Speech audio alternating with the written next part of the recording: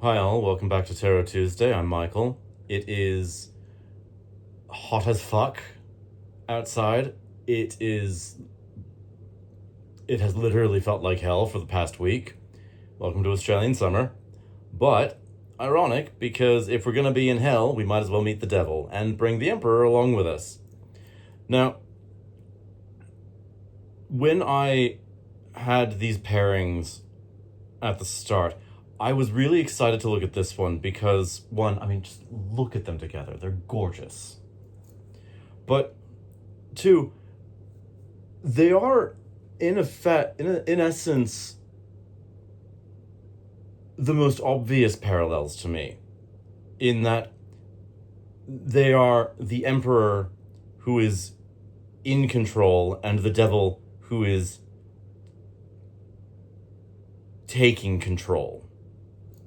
It's the Emperor who is master of his domain and the devil who is seeking to subvert that. I have a little bit of a personal way of describing what I consider the many faces of dependency, and I call it the dependency square, where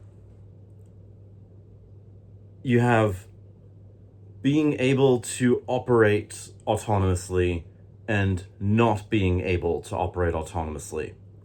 And simultaneously, you have being able to be around people and choosing to isolate from them. And in those four quadrants, you have the four kinds of dependency.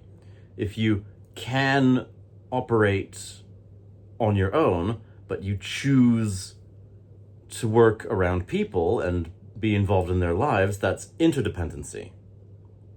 If you choose the isolation of working by yourself, well, you could call that independent. If you can't look after yourself and you refuse all help, well, that's anti-dependency. And therefore, if you can't work within your own self and you choose to make that other people's problem, codependency. Now,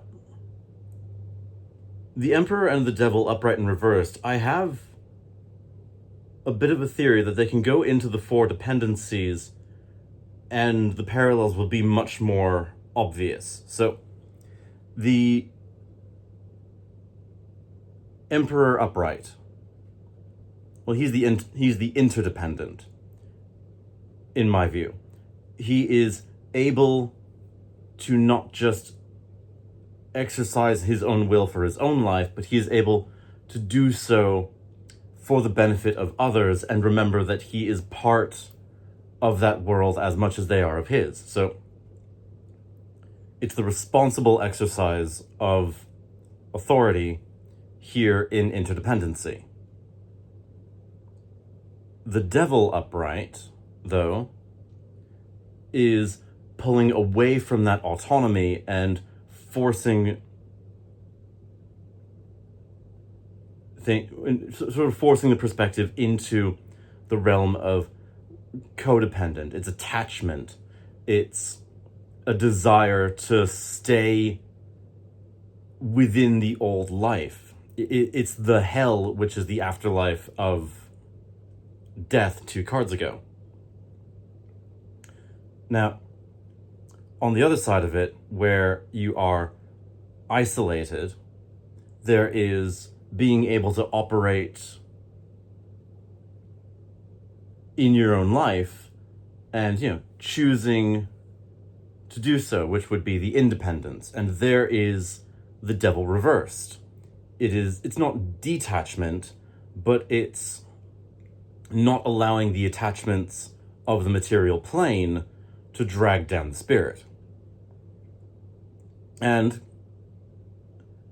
it's the selfish attempt to make yourself other people's problem, which is the anti-dependent Emperor reversed.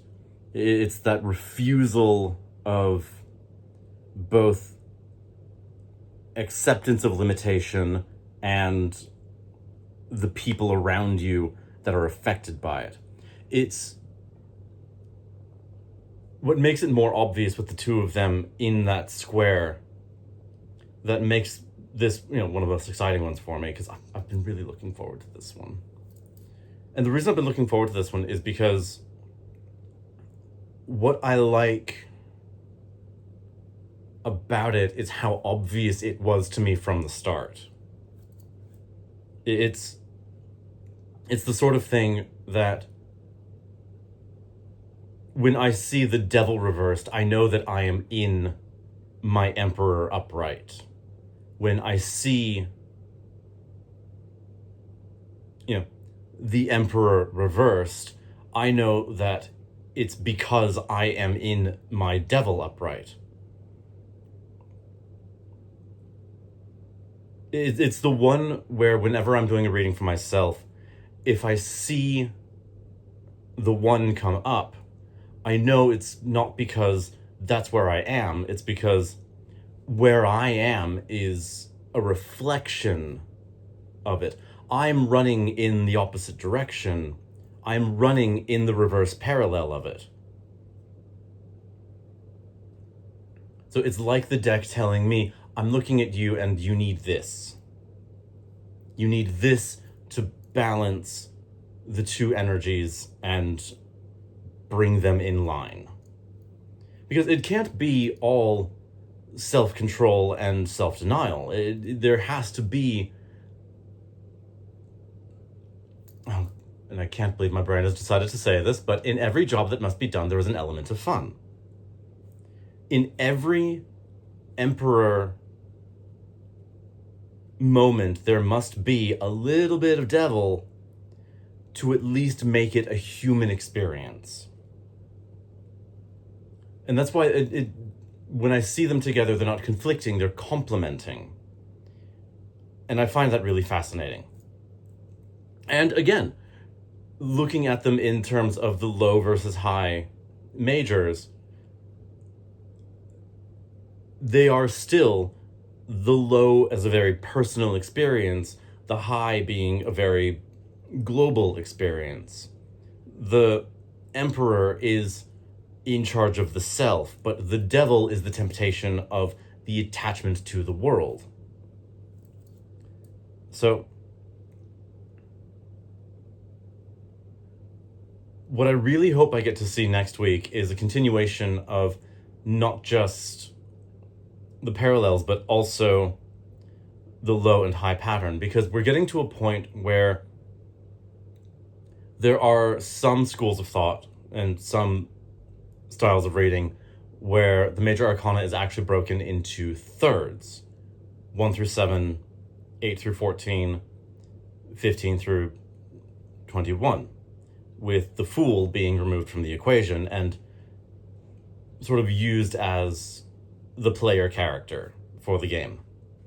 It's the POV. It is the Fool's journey, so therefore the Fool doesn't get to be a part of the rest of it. Where I've just crossed over in this pairing system is the point where the pairs stop being about the first and second groupings, and now it's a 1 and 3. Whereas before it was 1, 2, 3, and 12, 13, 14. Now we're going into the 15 through 21 range, which is traditionally, well, by this system, I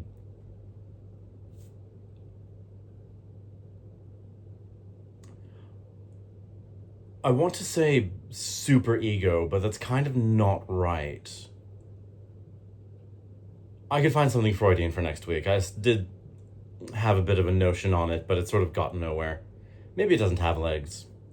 Who knows? In the meantime, I need a very tall glass of something very cold, so I look forward to seeing you for next week, when hopefully the Hierophant has something very interesting at the top of a tower to tell us. Cheers.